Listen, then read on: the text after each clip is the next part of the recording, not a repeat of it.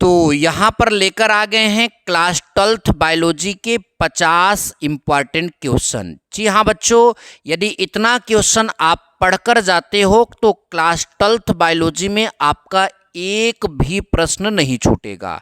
तो बच्चों अब हम वीडियो की शुरुआत करते हैं। जैसा कि आपको यहाँ पर दिख जाएगा लिखा हुआ UP board exam 2025 class 12th biology 50 important question. ये सभी 50 क्वेश्चन आप तैयार कर लीजिए। हालांकि सारे टॉपिक का हमारे चैनल पर वीडियो भी अपलोड किया जाएगा, ठीक, उसको भी आप देख लीजिएगा। तो चलिए पहले हम बता देते हैं कि वो 50 इंपॉर्टेंट टॉपिक कौन से हैं जिनको आपको तैयार कर लेने पर पूरी बायोलॉजी आपकी तैयार हो जाती है।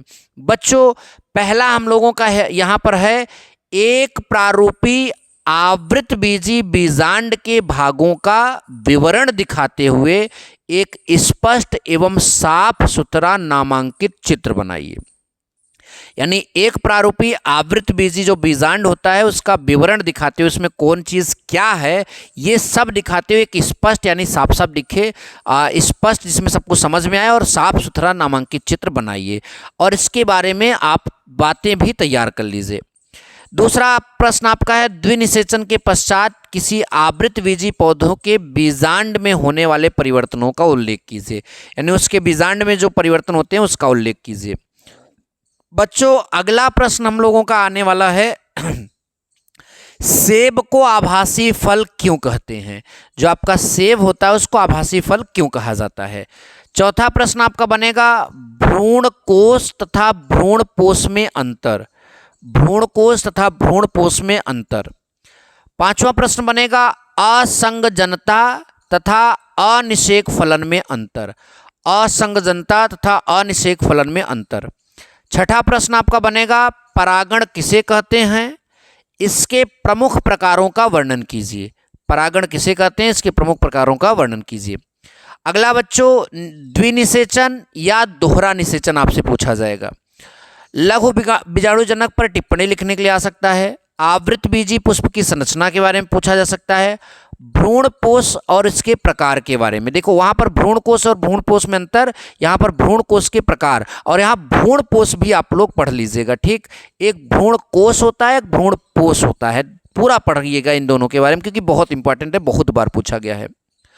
बच्चों अगला आपका क्वेश्चन यहाँ पर जो इंपॉर्टेंट है वो है आवर्त चक्र, स्त्री जनन का चित्र, शुक्राणु का चित्र। यानी चित्र में जो आवर्त चक्र होता है महिलाओं का जो पीरियड वाला होता है वो आप पढ़िएगा। स्त्री जनन जो चित्र होता है उसको पढ़ लीजिएगा और शुक्राणु का जो है चित्र इसको आप पढ़िएगा। पुरुष जनन चित्र भी आपको पढ़ना है। अंडाणु जनन का सचित्र वर्णन पढ़ना है। शुक्राणु जनन का सचित्र वर्णन पढ़ना है। जनसंख्या विस्फोट और यौन संबंधी रोग को भी आप सभी को पढ़कर जाना होगा। अच्छा बहुत बढ़िया। इतने 15 क्वेश्चन होने के बाद अब आगे और महत्वपूर्ण प्रश्न हमारे पास यहाँ पर हैं जिसमें हमारा 16वां क्वेश्चन है टर्नर सिंड्रोम। क्या नाम है इसका, टर्नर सिंड्रोम। 17वां नंबर आपका प्रश्न आएगा लिंग निर्धारण। तो लिंग निर्धारण किसमें ज़्यादातर आपका पूछा जाता है, मनुष्य का भी पूछता है, मनुष्य में लिंग निर्धारण, लेकिन सबसे ज़्यादा महत्वपूर्ण होता है मधुमक्खी और पक्षी, ठीक है। मधुमक्खी और पक्षी में जो है लिंग निर्धारण बहुत बार पूछा गया है। डाउन सिंड्रोम भी पूछा जाता है। बच्चों अगला प्रश्न आपका आएगा जीन प्रारूप एवं लक्षण प्रारूप, प्रभावी कारक व अप्रभावी कारक इसमें पूछे जा सकते हैं। सह प्रभाविता और अपूर्ण प्रभाविता भी आपसे पूछा जा सकता है। बच्चों मेंडल का नियम भी आपसे पूछेंगे। मेंडल के 3 नियम होते हैं, प्रभाविता का नियम, पृथक्करण का नियम, स्वतंत्र विहन का नियम, ठीक। और देखिए मानव में लिंग निर्धारण, अभी लिंग निर्धारण की बात वहां पर किए थे तो मानव में लिंग निर्धारण भी इंपॉर्टेंट है, ध्यान दीजिएगा। लिंग संलग्न ये एक प्रकार का रोग है, आप इसको भी पढ़ लीजिएगा। डीएनए और आरएनए के बारे में पूरी जानकारी पढ़कर जाइएगा। नेक्स्ट आपका 24 नंबर क्वेश्चन है आनुवांशिक कूट तैयार कर लीजिएगा। डीएनए द्विगुणित तैयार कर लीजिएगा। टीआरएनए की द्वितीयक संरचना तैयार करके जाइएगा। डीएनए अंगुली छापी, डीएनए अंगुली छापी को अंग्रेजी में डीएनए फिंगरप्रिंटिंग कहते हैं, पढ़ लीजिएगा। कोशिका भक्षण पढ़कर जाइएगा। इंटरफेरॉन्स पढ़कर जाइएगा। अमीबिक पेचिस पढ़कर जाइएगा। और नेक्स्ट आपके जो क्वेश्चंस हैं यहाँ पर 31 से 38 तक की बात करेंगे अभी। प्रतिरक्षा तंत्र के बारे में पूछा जाएगा, तैयार करिएगा। प्रतिरोधी क्षमता के बारे में पूछा जाएगा। अगला सहज, जिसे जन्मजात कहते हैं, और उपार्जित, जो जन्म के बाद होता है। प्रतिरक्षा में क्या अंतर होता है, ये भी तैयार करिएगा। सक्रिय और निष्क्रिय प्रतिरक्षा क्या होती है, इसको तैयार करिएगा।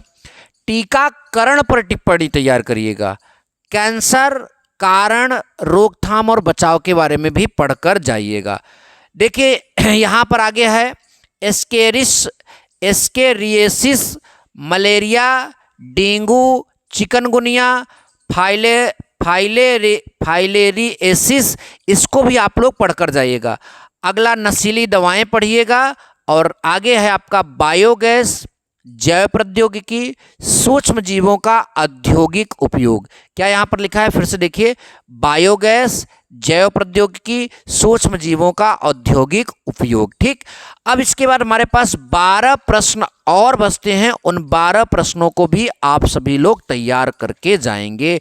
ध्यान से देखिए बच्चों, 12 प्रश्न में आपका जो है पहला प्रश्न, जो 39 नंबर प्रश्न है, जिसमें पीसीआर पढ़ना है, डीएनए लाइगेज पढ़ना है, डीएनए पॉलीमरेज पढ़ना है। ठीक, फिर बायोपायरेसी क्या होता है, ये पढ़कर जाना है। डीएनए पुनर्योगज क्या होता है, जिसे मानव इंसुलिन कहते हैं, इसको पढ़कर जाना है।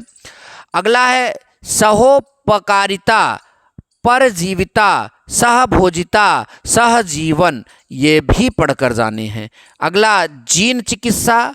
अगला मरुद विध क्या होता है, ये पढ़ लीजिएगा आप लोग। उसके बाद बच्चों आपका है जैव विविधता, ये पढ़िएगा, बायोडाइवर्सिटी। रेड डाटा बुक पढ़िएगा। वन्य जीव पढ़िएगा, वन्य जीव संरक्षण भी पढ़कर जाइएगा। संकटग्रस्त प्रजाति क्या होती हैं, इनको पढ़ लीजिएगा। प्राणी विहार, ये पढ़ लीजिएगा। और आगे आपका जो अगला जो टॉपिक है, 4 प्रमुख राष्ट्रीय उद्यान के बारे में भी आप पढ़कर जाएंगे। तो बच्चों, इस प्रकार आप सभी के क्लास 12th बायोलॉजी के 50 महत्वपूर्ण प्रश्न हमने बताए। अगर ये सभी 50 महत्वपूर्ण प्रश्न आप सभी लोग तैयार कर लेते हो तो निश्चित तौर में 70 में 70 नहीं तो ये मान के चलिए 70 में 55 से 65 नंबर तक आप आराम से गेन कर पाएंगे। और चैनल पर जुड़े रहिए। बायोलॉजी की जो भी वीडियोस हमारे चैनल के माध्यम से आपको दी जाएं, पढ़ाई जाएं, उन सारी वीडियो को आप देखिए और अपनी तैयारी अच्छे से करिए। ठीक है, और ये वीडियो अपने फ्रेंड्स में भी ज़रूर शेयर करिएगा और वीडियो को लाइक तो ज़रूर देंगे। ठीक, ऐसे और वीडियो के लिए चैनल को भी सब्सक्राइब करके रखिएगा। मिलेंगे नेक्स्ट वीडियो में। Thank you so much. जय हिंद, वंदे मातरम।